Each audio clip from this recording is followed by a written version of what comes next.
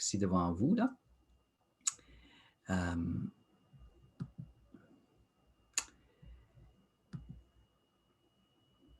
Donc, voilà un peu le thème de ce matin. Je suis, Alain, tu mentionnais peut-être que je suis en ville, mais moi je suis moi-même à l'extérieur de la ville. J'habite à Hudson, qui est justement à l'ouest de Montréal. Et voilà où je me promenais ce matin, juste derrière ma maison. Donc, peut-être je suis un peu comme toi, Alain, je suis tout près du bois. Et même cet après-midi, je vais faire une promenade dans ce bois avec mes petits-enfants. Donc, maintenant qu'on peut quand même se réunir à l'extérieur, donc c'est quand même une joie, n'est-ce pas? Pouvoir partager ces moments au moins dehors avec nos bien-aimés. Donc, un peu comme tu disais, Alain, franchement, là, une matinée extraordinaire, la douce neige qui tombait. Quand la neige tombe comme ça aussi, le silence s'impose. Hein? C'est comme si la tranquillité, la solitude devient palpable dans ces moments-là. Donc, vraiment, j'ai eu un excellent temps avec le Seigneur ce matin dans le bois.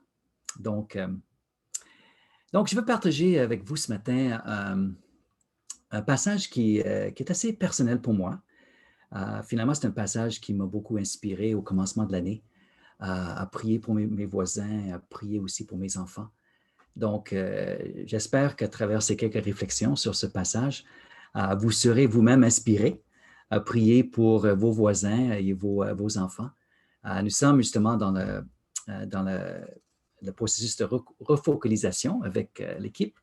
Et donc, ce qu'on fait, on met l'accent maintenant sur l'écoute de nos voisins, de nos bien-aimés, des gens à l'extérieur de notre Église.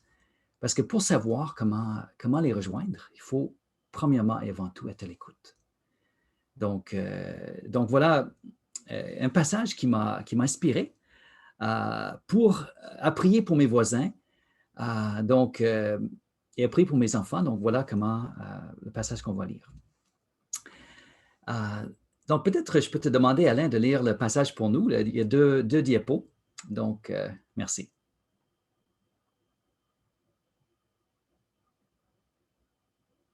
Ça va? Juste que j'y arrive. Donc, dans Isaïe 29, verset 17, « Encore un peu de temps, et le Liban se changera en verger, et le verger sera considéré comme une forêt. En ce jour-là, les sourds entendront les paroles du livre, et, délivrés de l'obscurité et des ténèbres, les yeux des aveugles verront.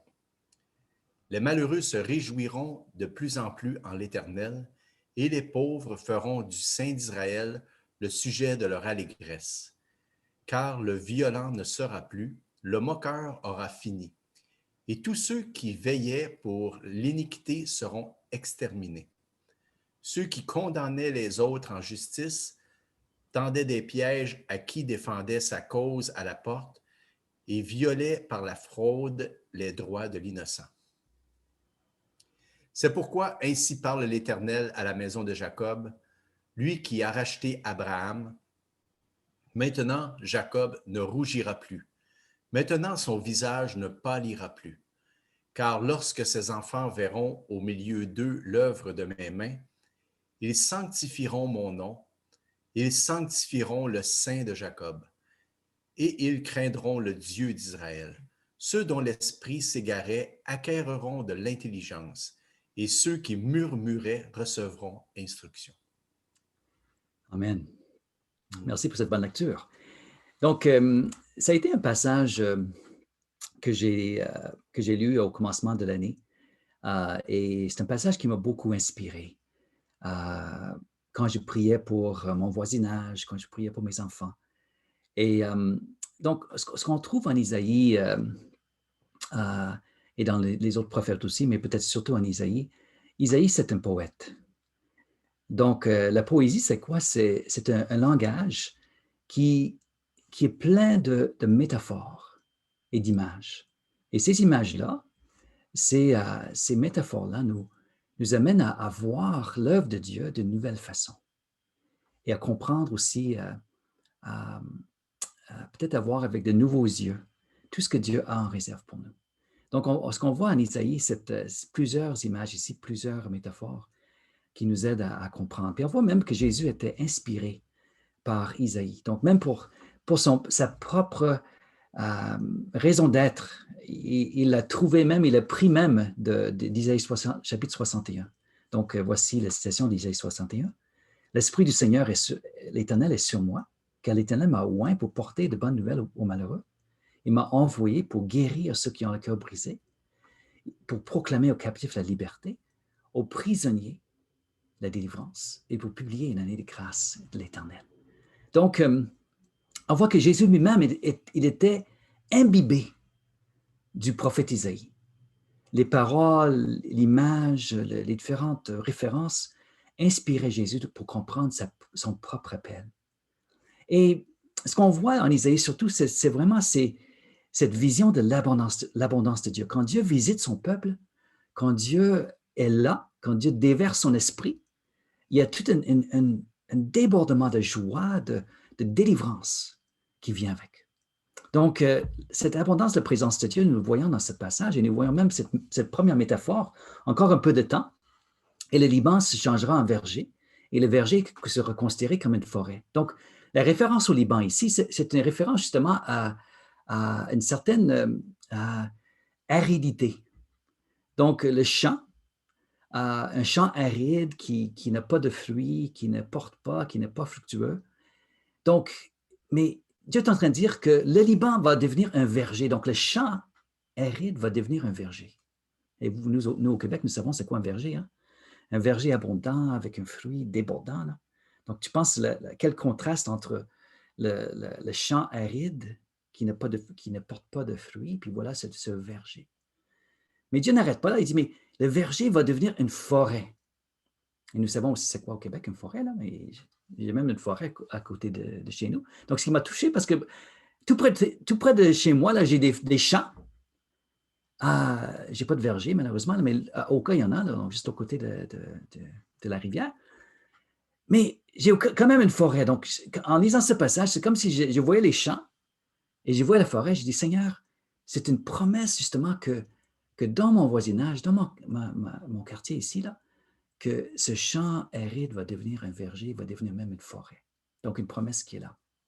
Et on sait que Isaïe s'inspire beaucoup de ces images d'abondance, et vous connaissez très bien en Isaïe 55, la pluie et la neige descendent des cieux comme ça descendait ce matin, n'est-ce pas? Et n'y retourne pas sans avoir arrosé, fécondé la terre et fait germer les plantes, sans avoir donné de la semence au semeur et du pain à celui qui mange. Ainsi en est-il de ma parole qui sort de ma bouche. Donc, cette promesse d'Isaïe que quand sa parole vient, il y a toute une vie qui va naître.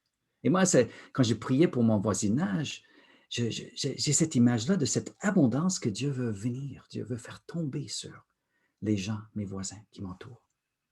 Donc, cette abondance pour nous et pour nos voisins. Donc, la métaphore est là de cette pluie qui tombe, de cette abondance, ce champ aride qui devient un verger, une forêt là. Mais le prophète, il parle des choses concrètes. Qu'est-ce que ça représente sur le plan concret pour les gens? Donc, il parle justement de ce passage ici. Les sourds entendront les paroles du livre et délivrés de l'obscurité des ténèbres, les yeux des aveugles verront, les malheureux se réjouiront de plus en plus de l'Éternel et les pauvres feront du Saint d'Israël le sujet de leur allégresse. Donc, Isaïe reprend un cadre pour parler de différents groupes de personnes qui ont besoin de délivrance, qui ont besoin que Dieu les touche. Puis il parle justement de les sourds, les aveugles, les malheureux et les pauvres. Donc, c'est vraiment des catégories de personnes qui ont besoin de délivrance. Et ils ont besoin justement d'entendre les paroles du livre, les paroles de Dieu qui vient là. Les aveugles ont besoin d'avoir la lumière, de clarté. Les malheureux ont besoin de la joie. Et les pauvres ont besoin de l'essentiel dans leur vie. Ils ont besoin de trouver en Dieu le sujet de leur allégresse. Donc, parlons un petit peu de chaque groupe de personnes. Donc, ce que moi j'ai fait avec ça, j'ai pensé à mes voisins. J'ai dit, qui est sourd dans mon voisinage, là, de façon imagée, là? qui a besoin d'entendre la parole du livre, la parole de Dieu? Donc, je pense à ceux dans mon voisinage, par exemple, qui n'ont pas eu l'occasion d'entendre parler de l'Évangile. Peut-être qu'ils ont la tête pleine de toutes sortes d'idées, de toutes sortes de vérités ou demi-vérités ou faussetés, là. Ou peut-être ceux qui sont résistants à la parole de Dieu. Je pense à ma voisine Dominique. J'ai dit, par exemple, j'ai encouragé à chaque membre de l'équipe de focalisation d'interviewer quelqu'un qui est à l'extérieur de l'Église. Donc, moi, j'ai interviewé ma voisine Dominique. Donc, je vais partager certaines de ses partages demain dans le groupe. Mais elle est vraiment quelqu'un qui avait besoin d'entendre la parole de Dieu, là. Pour elle, chaque fois qu'elle entendait parler de mes enfants, elle pensait toujours en astrologie. Tu sais, oh, mais lui il est ceci, il est cela. Donc, elle avait comme source un peu les choses païennes, l'astrologie. Là. Mais je l'ai dirigée vers la parole de Dieu. Maintenant, c'est une femme qui commence à écouter la parole de Dieu. Elle commence à être inspirée de la parole de Dieu. Ce qu'elle a fait dans son partage aussi, quand j'ai interviewé, j'ai dit, elle commence à découvrir la parole du livre. Et je pense à d'autres voisins, à un autre voisin, Glenn, qui n'est pas du tout un homme de foi, mais qui est quand même un homme très intelligent, un homme très bien lu, mais il a besoin d'entendre les paroles du livre, les paroles que Dieu donne. Donc, les sourds, ceux qui ont besoin d'entendre la vérité. Là. Il y a tellement de fausseté qui courent, hein? Tellement les idées, les complotistes, là, les conspirations de gauche à droite, là, puis comment les gens avalent ces choses, gobent ces choses-là. Mais bon, il y a besoin d'être centré sur la parole de Dieu, la vérité qui vient d'elle. Donc voilà, c'est une première groupe de personnes, se priver de la vérité, qui ont besoin de la vérité de Dieu. On voit les aveugles se priver de la lumière, ceux qui n'arrivent pas à lever les yeux, là. Ceux qui sont surtout, qui n'arrivent pas à regarder l'avenir avec espérance. Puis je pense que dans ce temps de pandémie, hein, regarder l'avenir avec espérance, c'est compliqué, là. Les gens qui n'ont pas Dieu dans leur vie, là, je pense qu'on a eu des partages ce matin, n'est-ce pas? Si le Seigneur n'était pas là, si le Seigneur n'était pas là, tu sais. Puis on sait combien Dieu nous ouvre les yeux, puis on sait, en regardant vers l'avenir, on ne sait pas ce qui nous attend, mais on sait que Dieu est là avec nous. Et les gens qui n'ont pas le Seigneur dans leur vie, ils lèvent les yeux, mais ils voient seulement les ténèbres, ils voient seulement l'obscurité, parce qu'ils n'ont pas la lumière de la vie de Dieu en eux. Donc, ils ont besoin d'être clarifiés par la lumière. Je pense à ma voisine Karen, par exemple, qui est une femme qui a vraiment besoin elle vit beaucoup d'obscurité, elle vit beaucoup de déception dans sa vie. Elle a vraiment besoin de cette parole qui va donner une espérance face à son avenir. Donc, voilà, j'ai pris pour elle, Karen. Donc, les malheureux, le prochain groupe de personnes, c'est vraiment ceux qui vivent sous le poids de la dépression, les gens malheureux, les gens qui sont privés de la joie, les gens qui n'arrivent pas, peut-être dont leurs circonstances sont tellement lourdes, tellement pesantes, qu'ils n'arrivent pas à trouver de l'espoir, même pour le lendemain. Tu sais que la Bible parle justement des malheureux, hein? Les gens qui peut-être par les circonstances de la vie, peut-être par, peut-être par la maladie ou par les circonstances, un accident peut-être, les gens, la joie est comme été sucée de la personne, la joie disparaît de la personne, les gens qui ont besoin de la joie. Et ces malheureux se réjouiront de plus en plus en l'Éternel. Donc, ils peuvent trouver une joie qui est plus grande que leurs circonstances. Donc, je sais que Glenn, par exemple, un de mes voisins, sa femme a eu un combat avec le cancer et qui était très, très long, très difficile. Là. Puis, j'ai prié pour lui qu'il puisse trouver la joie dans le Seigneur. Il en a tellement besoin. Et les pauvres, c'est vraiment les gens peut-être qui sont privés de l'essentiel. Et on a prié ce matin pour l'Église Innu. Et vous savez que notre population est autochtone, hein? Les Premières Nations, là, ils ont tellement besoin là, dans ces populations-là. Les besoins sont tellement criants. Là. Et c'est que la Bible parle justement des vulnérables, des gens vulnérables, les gens aux marges de la société, les marginalisés, là, qui tiennent par un fil. Là. Il manque vraiment l'essentiel de leur vie. Mais la promesse ici, c'est pour les pauvres qui vont trouver une richesse. Et la richesse, c'est le Seigneur Dieu qui les aime, le trésor de sa présence dans leur vie. Et les pauvres ont besoin les gens marginalisés, les gens vulnérables, ils ont besoin de trouver une source de joie dans le Seigneur.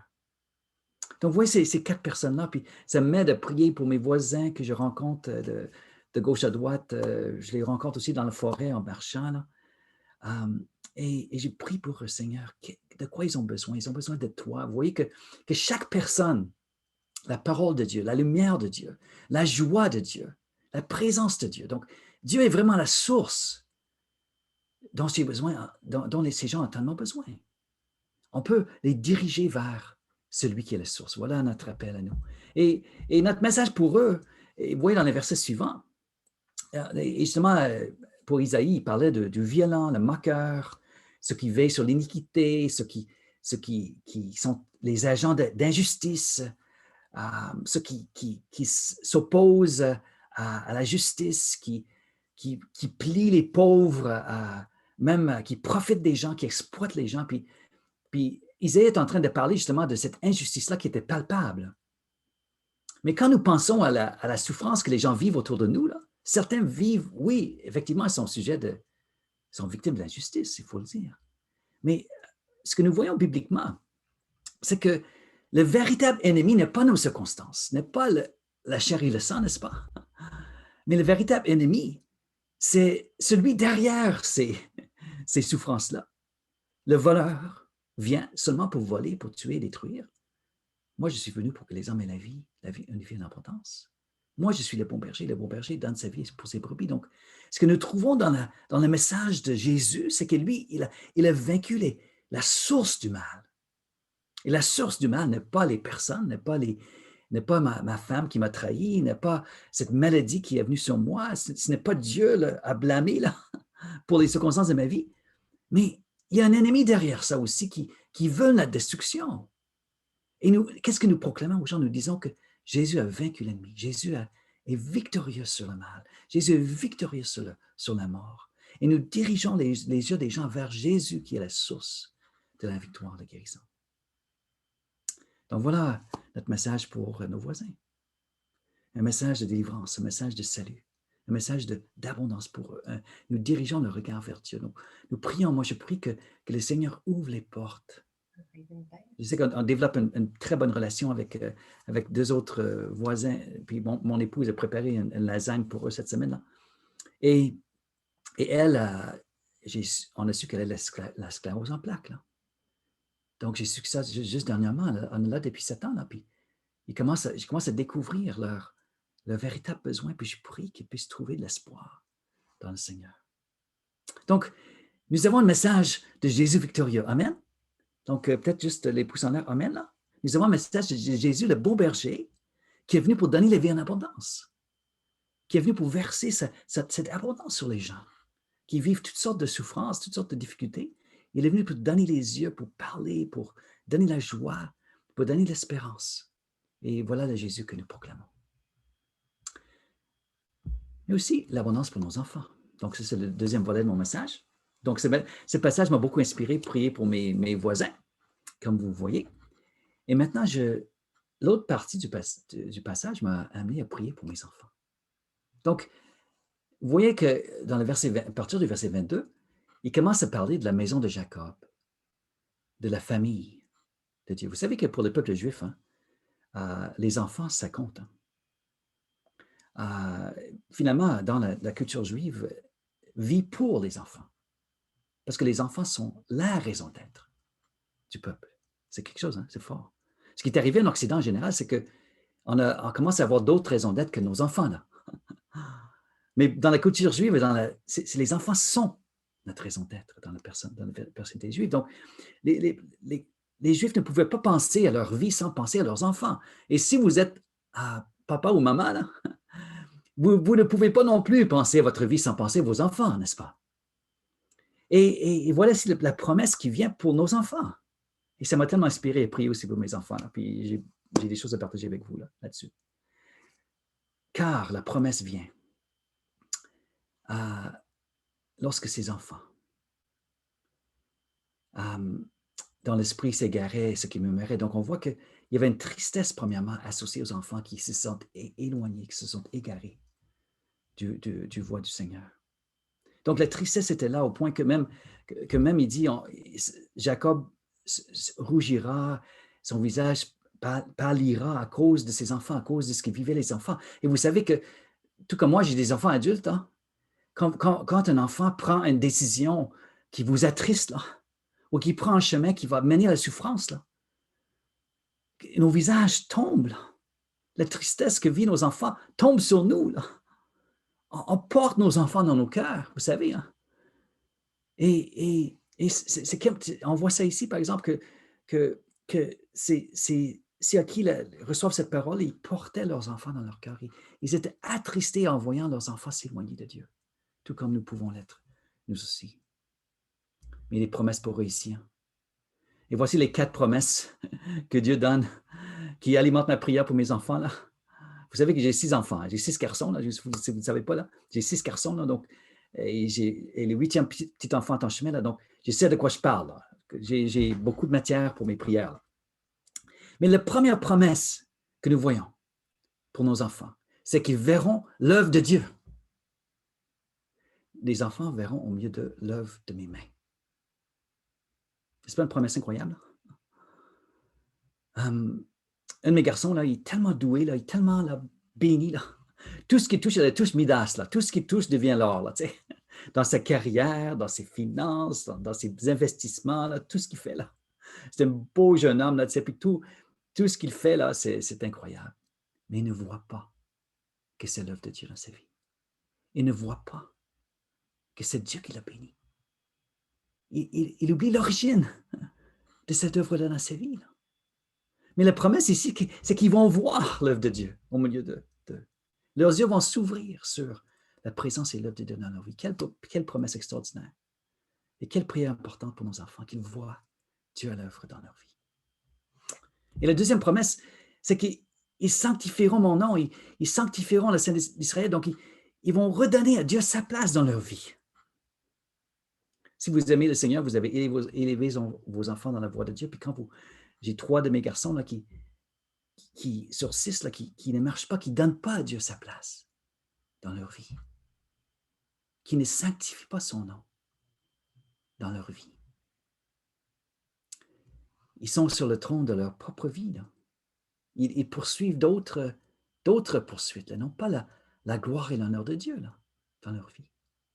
Mais la promesse ici, c'est qu'ils vont voir qui est Dieu. Ils vont voir l'œuvre de Dieu. Ils vont désirer mettre Dieu à sa place dans leur vie. Ils vont désirer lui donner sa gloire dans leur vie. Quelle promesse qui inspire nos prières pour eux. Amen. Et là, la promesse, ils deviendront des adorateurs. Ils craindront le Dieu d'Israël, mais le mot veut dire craindre ici, veut dire être dans l'émerveillement devant Dieu. C'est ça que ça veut dire. Là. Des fois, nous comprenons mal un peu le mot craindre, là. Mais le mot veut dire être dans l'émerveillement devant Dieu. Là. Quelle promesse pour nos enfants.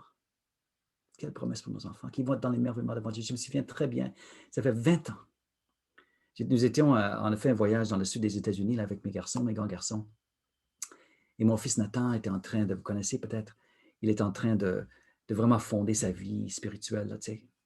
Puis nous étions dans une grande église avec une équipe de louanges extraordinaire et plein de jeunes là. Puis j'étais tellement touché en voyant ces jeunes-là. Puis mon fils était en avant.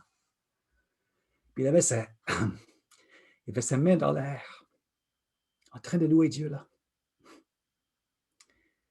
Et je dis, waouh, mon fils devient un adorateur.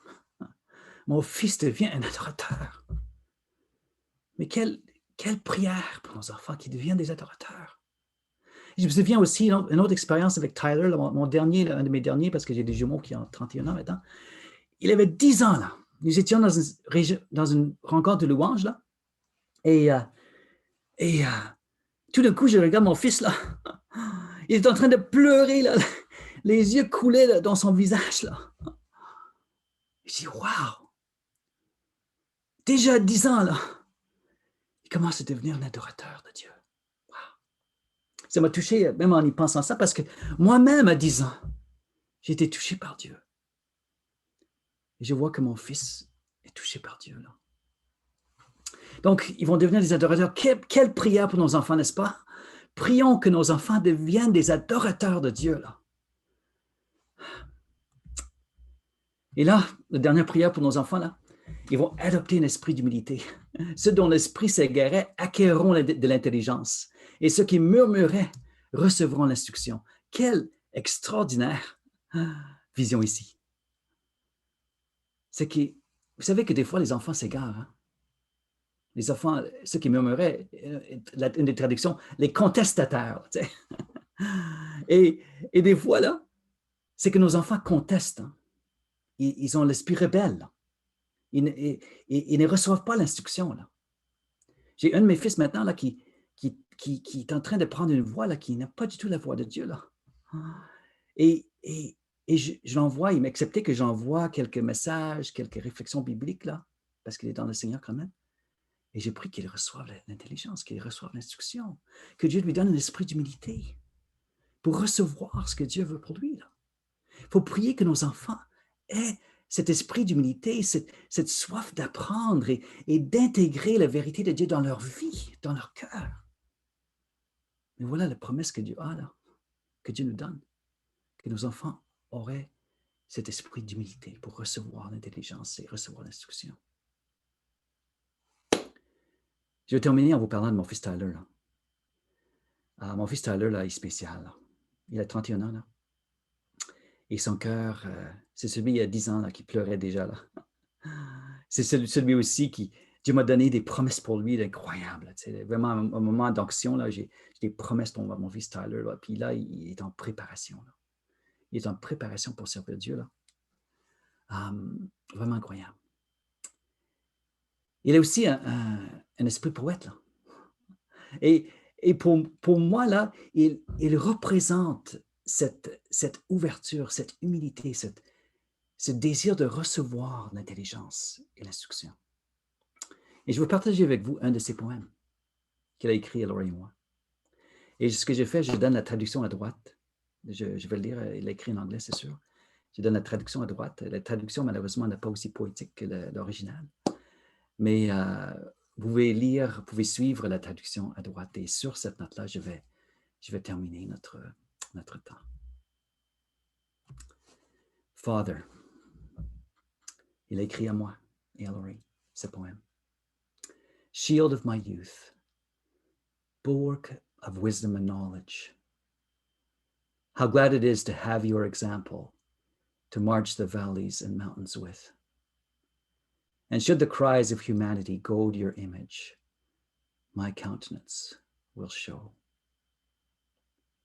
Mother, my maker and comforter, filling my belly with sustaining joy. Your love is manna in the desert, your doorway one to milk and honey, and your farewell tears are bittersweet reminders of love's constancy through gold or gallows. Voilà, mes amis, non? Donc, perdez pas espoir pour vos enfants. Hein? Prions que le Seigneur ouvre leur cœur, qu'ils voient l'œuvre de Dieu, qu'ils redonnent à Dieu sa place, qu'ils deviennent des adorateurs et qu'ils aient cet esprit d'humilité pour recevoir toute la sagesse que Dieu a pour eux dans leur vie. Amen. Donc, que cette parole vous inspire vous-même dans vos prières, pour vos voisins, pour vos êtres chers et pour vos enfants. Que Dieu vous bénisse. Peut-être que je vais terminer juste en priant pour nous tous. D'accord?